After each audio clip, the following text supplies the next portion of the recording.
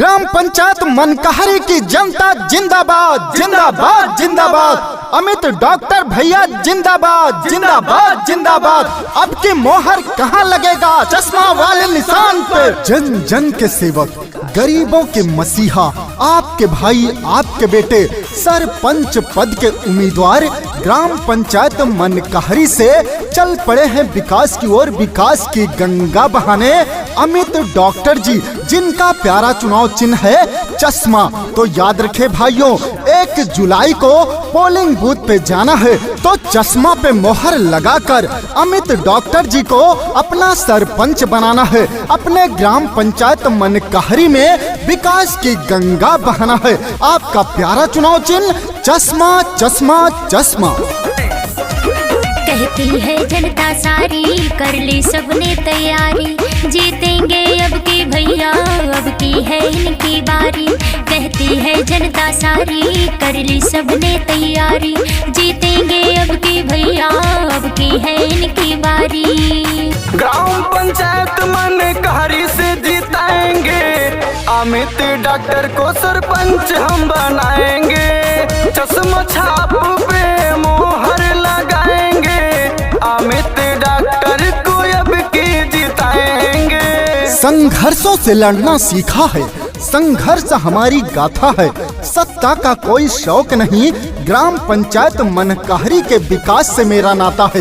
ये कहना है आपके भाई, आपके बेटे अमित डॉक्टर जी का, जो कि हमेशा विकास की बात करते हैं, विकास की डगर पे चलते हैं, गरीबों की पूरी मदद करते हैं। तो याद रखे भाइयों, चश्मा पे मोहर लगाना है, सरपंच अमित डॉक्टर जी को बनाना है। दुखिया गरीबों का साथ ये निभाएंगे, शौचालय पेंशन आवास भी दिलाएंगे, शौचालय पेंशन आवास भी दिलाएंगे। हाँ, दुखिया गरीबों का साथ ये निभाते हैं, सीधा स्वभाव इनका सबके मन को भाते हैं। गांव गांव में गली गली में गूंजे यही नारा, अमित भैया ही हो सरपंच हमारा। जाति पाति वाला भेदभाव सब मिटाएंगे, अमित डॉक्टर को अब की जिताएंगे। चश्मा पे हम मोहर लगाएंगे, अमित भैया को अब की जिताएंगे। चाचा चाची का प्यारा चुनाव चिन्ह चश्मा, दादा दादी का प्यारा चुनाव चिन्ह चश्मा, भाइयों बहनों का प्यारा चुनाव चिन्ह चश्मा, गरीब मजदूर किसानों का प्यारा चुनाव चिन्ह चश्मा। आपके भाई, आपके बेटे योग्य, कर्मठ, शिक्षित, मिलनसार, लोकप्रिय, संघर्षशील युवा प्रत्याशी अमित डॉक्टर जी का प्यारा चुनाव चिन्ह चश्मा। तो याद रखे भाइयों, किसी के लालच, किसी के बहकावे में नहीं आना है। 1 जुलाई को पोलिंग बूथ पे जाना है तो चश्मा पे मोहर लगाकर अमित डॉक्टर जी को जिताना है। जीतेंगे भैया तो लाएंगे विकास हो, पूरी करेंगे सारी जनता की आस हो, पूरी करेंगे सारी जनता की आस हो। हाँ, जीतेंगे भैया तो लाएंगे विकास हो, पूरी करेंगे सारी जनता का आस हो। भैया बहनी दादा दादी सबने मिलके ठाना, अमित डॉक्टर को सरपंच है बनाना।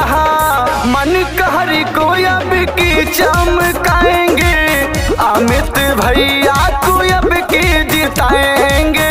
आपके भाई, आपके बेटे अमित डॉक्टर जी का वादा है कि जब मैं सरपंच बनूंगा तो अपने ग्राम पंचायत मनकहरी में हर गली में पक्की सड़क बनवाने का काम करूंगा, पक्की नाली बनवाने का काम करूंगा, गरीबों को आवास देने का काम करूंगा, विधवा विकलांग वृद्धा पेंशन पात्रित लोगों का बनवाऊंगा। तो याद रखे भाइयों, सरकार द्वारा चलाई गई सभी योजनाओं का लाभ उठाना है। तो इस बार चश्मा पे मोहर लगाकर अमित डॉक्टर जी को जिताना है। जहाँ जहाँ जाओ वही होती इनकी बात हो, जनता ये ठान चुकी है देगी अब की साथ हो, जनता ये ठान चुकी है देगी अब की साथ हो। हाँ, जहाँ जहाँ जाओ वही होती इनकी बात हो, जनता ये ठान चुकी है देंगे इनका साथ हो। गाँव भैया मेरे जीतेंगे तो आएगी खुशहाली। हाँ, अंकित तिवारी ये सबसे बताएंगे, अमित डॉक्टर को सरपंच हम बनाएंगे। चश्मा पे अब की मोहर लगाएंगे।